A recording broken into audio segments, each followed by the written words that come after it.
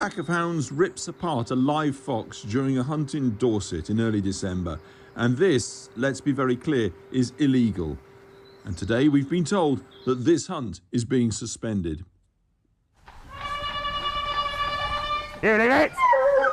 For generations, the Blackmore and Sparkford Vale hunt has ridden to hounds and proudly proclaims, "We hunt within the law." But footage given exclusively to Channel 4 News shows otherwise. It's the 4th of December, and the North Dorset hunt saboteurs are out with their cameras, openly monitoring the hunt's activities. A fox runs by. The saboteur screams for the hounds to leave it. Leave it! Leave it! It prompts the huntsman to call them off. But when the hunt goes on to private land, the Sabs have to turn to a secret drone, and then it's a different story.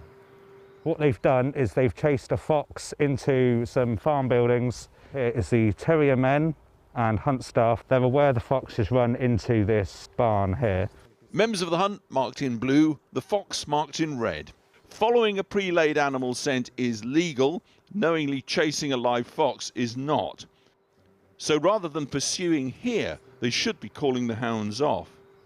This terrier man has seen the fox, so he'll be running after it, calling the hounds up. The fox runs along that hedgerow.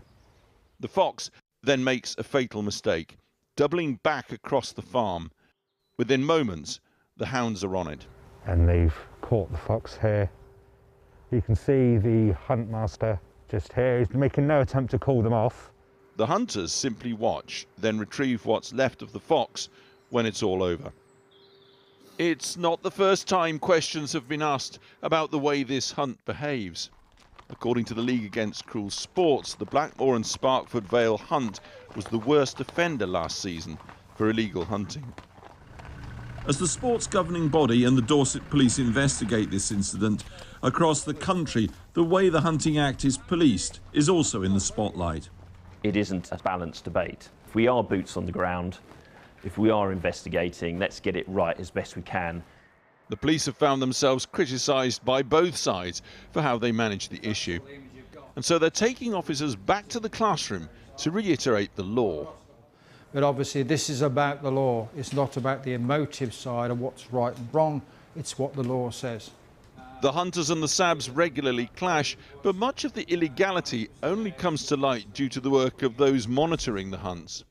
People can get very passionate about this subject on both sides, but the fact is that one side is trying to stop something illegal and another side is intent on perpetuating some illegal activity.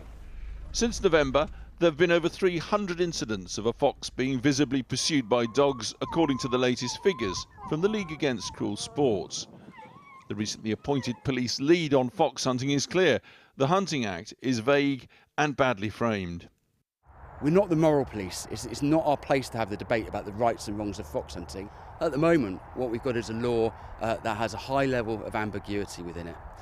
And there was, without doubt, being used at times by some as a smokescreen to allow them to continue hunting as they said they would 20 years ago. Everybody knows this. In our rural communities, what you're facing is a real lack of trust and confidence that the police will fulfil its fundamental role of upholding the law. And that's what this is. This is upholding the law. And in today's context, we should be very concerned about anything that's eroding that trust and confidence. But there are successful prosecutions. At the end of last year, this incident, which, be warned, is extremely distressing, resulted in 2 convictions. This is the Avon Vale hunt, not chasing a fox, but digging one out of its den and throwing it alive to the hounds, watched amongst others by a young boy. 2 men were given suspended custodial sentences for this. The hunt itself had already been expelled from the sports governing body for another similar crime. Not a one-off, it seems. We don't know where, we don't know when, but this anonymous footage shows the same blatant criminality. We went to the sports governing body, the British Hound Sports Association, to ask them about these incidents. As a result of the drone footage, they told us today they've taken action, saying, The BHSA are aware of the content of footage taken on the 4th of December. As a consequence, the Blackmore and Sparkford Vale hunt and all BHSA members within the hunt were suspended from all hunting activities on the 24th of January, pending further investigation. The incident has been referred to the Hound Sports Regulatory Authority, who will open a disciplinary inquiry. We approached the Blackmore and Sparkford Vale hunt about the incident, but they declined to respond. The police are now coordinating national action. Fox hunting's governing body has acted fast after many of these crimes. Yet, 20 years on from the supposed ban on fox hunting, they still keep happening.